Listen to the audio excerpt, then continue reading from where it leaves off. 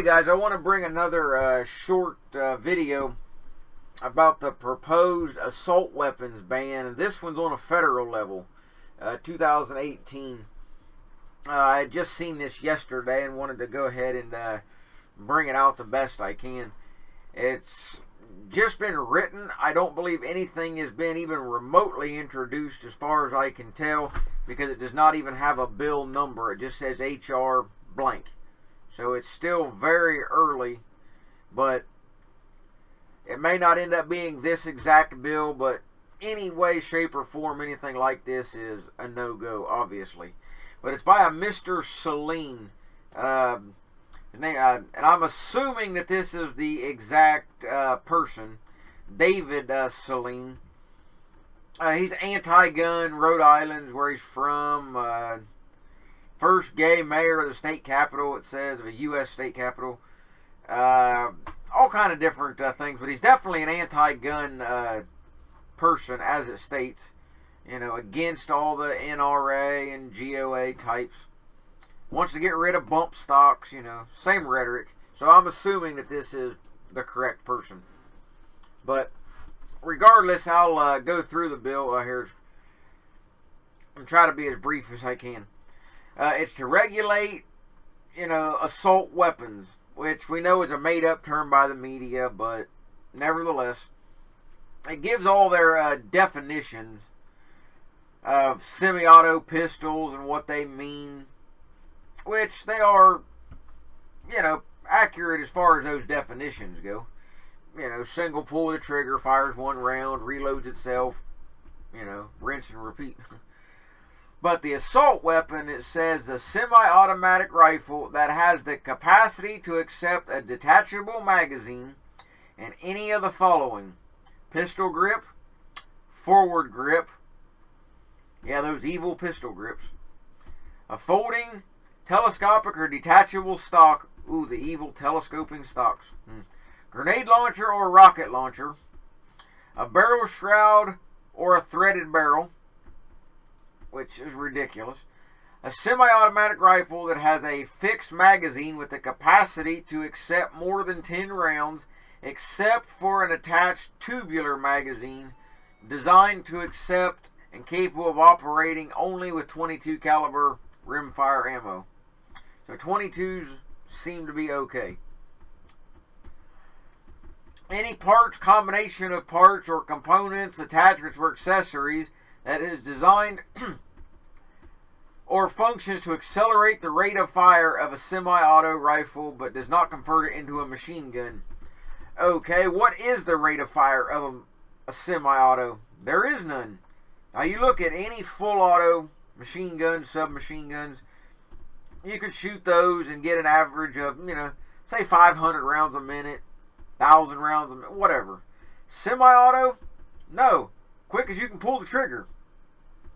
So there is no rate of fire. So that would, in a sense, get rid of semi-autos altogether. But I digress. Now, if you get down to semi-auto pistols that have a detachable magazine, and any one of these following: threaded barrel, which there's a lot of those out there, a second pistol grip, a barrel shroud, the capacity to accept a detachable magazine at some location outside the pistol, so ones that do not go in the grip, a semi-automatic version of an automatic firearm.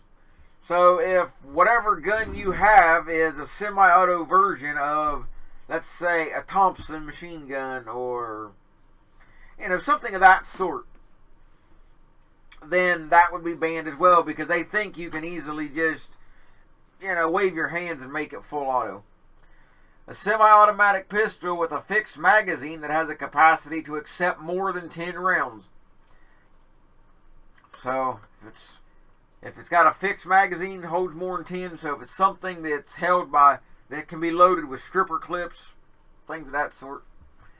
Now, a semi-automatic shotgun that has either a folding, telescopic, or detachable stock, which you can take the stock off anything, but a pistol grip, a fixed magazine that will hold more than 5 rounds, which is several that's on the market.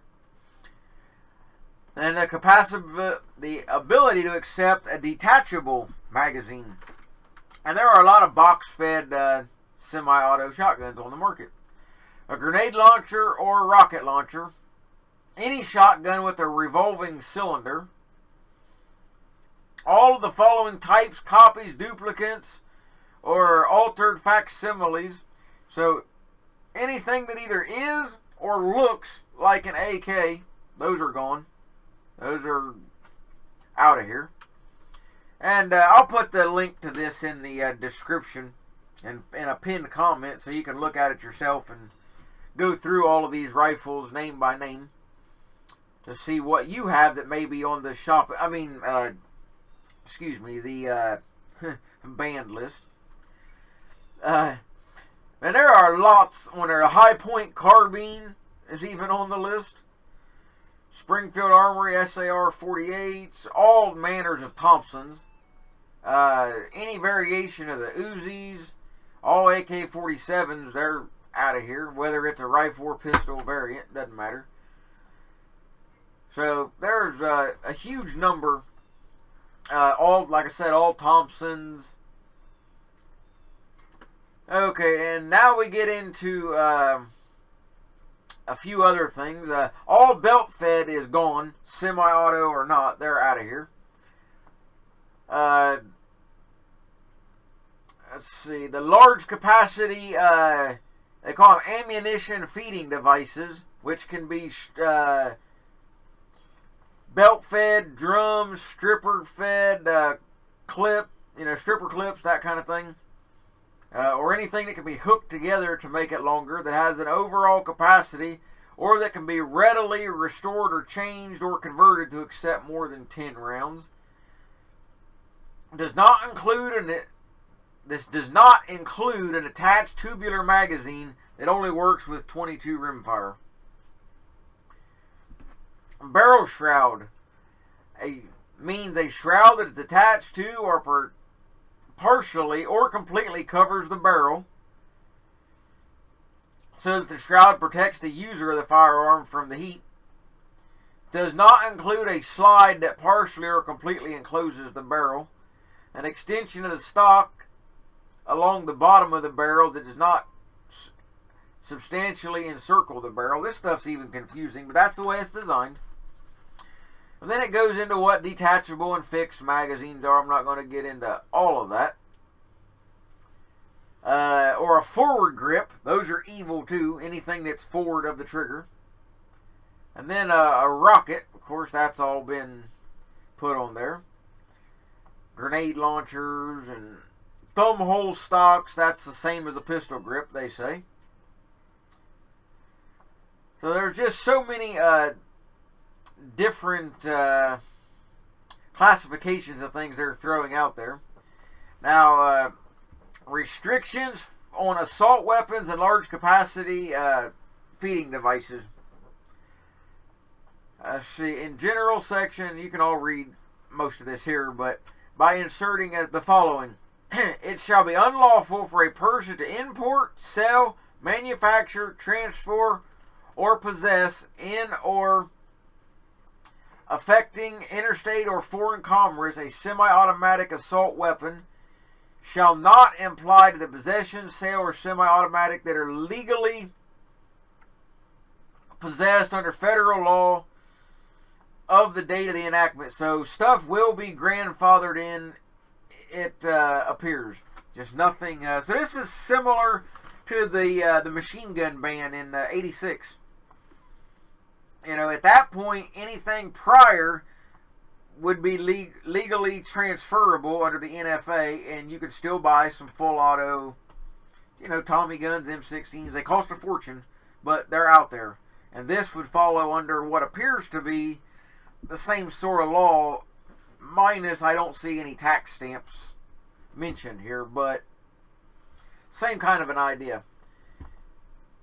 Now, this does not apply to any firearm that is manually operated by a bolt, pump, or lever action. has been rendered permanently inoperable, or is an antique firearm, which is anything 1899 and older, as far as I am aware,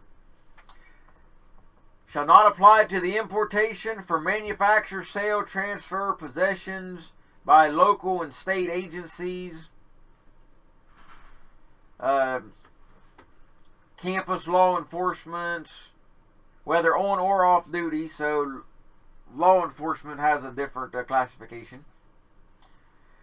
The importation or sale or transfer of license under the Title I of the Atomic Energy Act of 1954 for security of, those such nuclear facilities. And so they can still have everything, but we're just not trusted with any of it.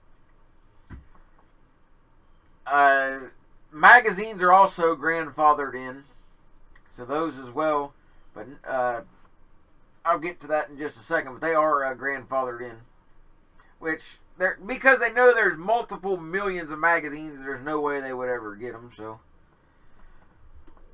the Attorney General shall establish and maintain in a timely manner a record of make, model, and if available, date of manufacture of any semi-automatic weapons which the Attorney General is made aware of has been in relation to a crime under federal or state law.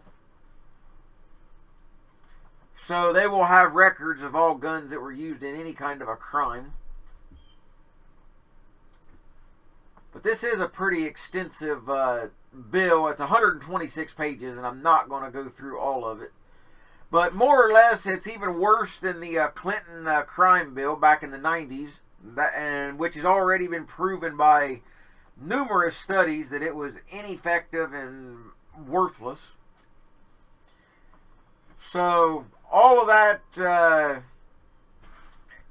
comes into play. The magazines follow under the same restrictions as the firearms. Now, I'm going to scroll through here. Of course, there's a lot more guns that are banned. Now, this is where it gets a little interesting. There's some firearms exempted by some of these bans, which are a lot of lever actions.